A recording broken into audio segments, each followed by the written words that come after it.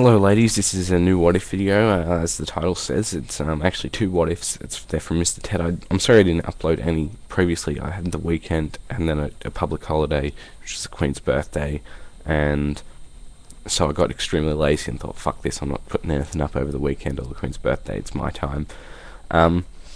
So I'll do, and then I tried to upload one Tuesday and nothing happened, and Wednesday I couldn't get it to work, and yeah, so I have to do a direct cam upload now because YouTube's fucking me around, and hopefully it'll be better by tomorrow, and I'll see if I can upload another one or two. Well, not in one day, but I will do some over this weekend. Sorry, because YouTube was fucking me around. Anyway, the first question, they're both from Mr. Ted, who I recommend you subscribe to. And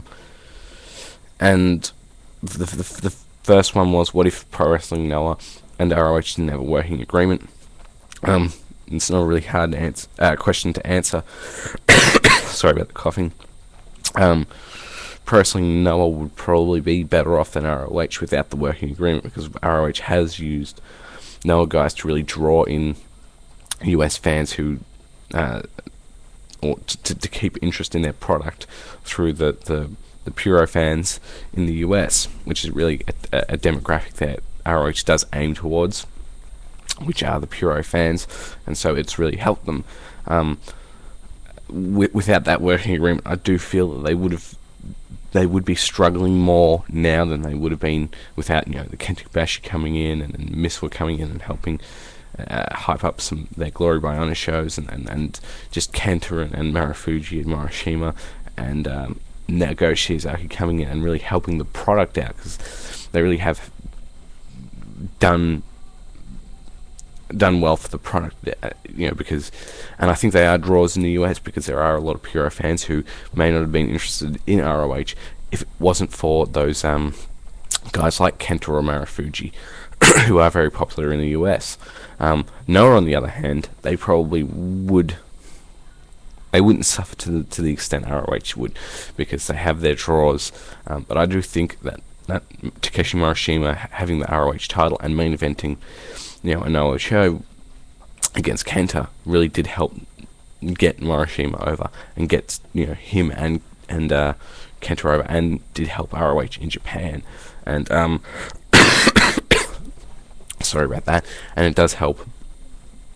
And having guys from ROH come in does help out.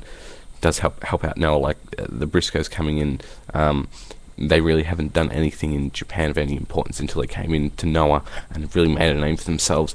And there's other guys who will continue to do so in the future, and maybe not become major draws or anything, but they will become a big part of not a big part, but just a big, and I'm trying to look for the right word, and I keep saying big, not essential, but something that really does help out NOAH in terms of having some international appeal, because there are a lot of ROH fans who wouldn't get into Pro Wrestling NOAH otherwise, so they purchase the product. But I think bringing in foreign guys was something that helped Old Japan and New Japan make them seem like a world-class promotion, and now doing it with ROH does the same thing for Pro Wrestling NOAH. So while ROH does need NOAH more than NOAH needs them, it does help out NOAH to do this, and also ROH is a part of the Global Pro Wrestling Alliance, so it does really help out both promotions and help them keep their position. The next question was, what if Dragon Gate went under? And well, it would be very strange, because Dragon Gate really is a promotion that has taken the place of FMW during the 90s, and what ECW was in the 90s as well in the US, and ROH is now today in the US, which is the largest independent promotion, and a promotion that really does set trends and push the boundaries, so to speak. Without FMW, you wouldn't have seen any deathmatch wrestling around now in Japan, and it would have been to a lesser extent even in the US. and so Dragon Gate really is a promotion which and it appeals to the young male fans. They much like these, if it's keeping, and it does provide a real. What I'm trying to say is it provides an alternative for Japanese fans, especially young Japanese fans, because it does appeal to the young people, and it is more of a US style promotion in terms of booking wise, that is. And if they went under, a lot of the talent, the actual influence that has would sort of go down, but the talent would have to go. A lot of the upper card talent would go to Pro Wrestling Noah or 01 Max, because they are the larger two members of the Global Pro Wrestling Alliance, and a lot of the undercard guys would go through to a lot of the indies, maybe work in the US, but it would really hurt the industry. If any, I think if Old Japan, New Japan, Noah, or Dragon Gate, any of those four go out of business, it does hurt Japanese wrestling quite a lot, because Dragon Gate, even though it's the number 4 promotion, it is an alternative, and it is something else for the fans to watch. And if it went under, you'd have a whole bunch of people who wouldn't watch anything else really. But yeah, you would see. But the best you can say about that would be is the upper card guys would go into Noah or 01 Max. Maybe you can continue to compete there and maybe have an influence on the style there, because you have guys like Seema and Naruki Doi, etc., go into the junior heavyweight division in Noah and in 01 Max, and draw some fans because of their past in Dragon Gate. But they would really oh, I'm sorry, I keep fucking coughing. I'm still a little bit sick.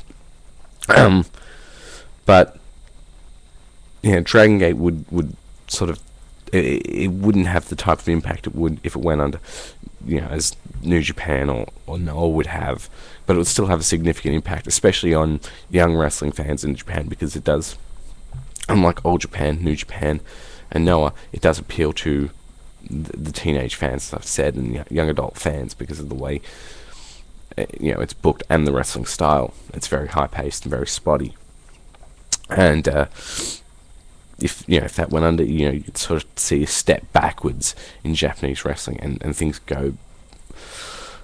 There wouldn't be, because Dragon Gate really does represent progress. As an independent promotion, represents progress in Japanese wrestling, just as ROH does in US wrestling. That they represent progress, and if they went under business, and Dragon Gate may go out of business eventually.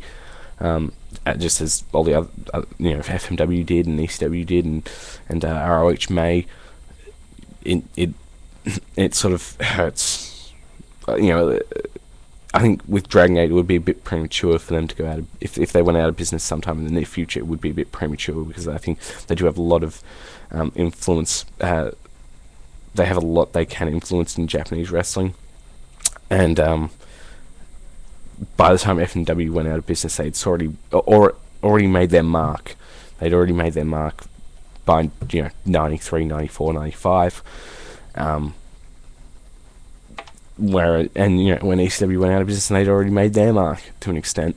But it's like if ROH went out of business now, it would sort of be forgotten. I think if Dragon Gate went out of business now, it would just hurt the progress of Japanese wrestling. And the way it's influencing it, you can see an influence from Dragon Gate, which is a faster paced wrestling style, especially in the junior heavyweight division. But it also brings in less of an emphasis on psychology. But it is different from what they're doing. It's more lucha based. So, sorry, still coughing. It would just hurt the industry, and you'd have a transitional period where there would be a decline in interest in wrestling, just as what happens when any major promotion goes out of business that's been around for a while, especially a growing one. There would be a decline in interest in wrestling in Japan, especially from that young demographic, and you can't ever sell that short. Anyway, I'm done. I hope that satisfies you. It doesn't satisfy me. I would talk for a lot longer, because I'm basically summarizing things right now, because those were 2 questions. But anyway, thanks for watching. Bye.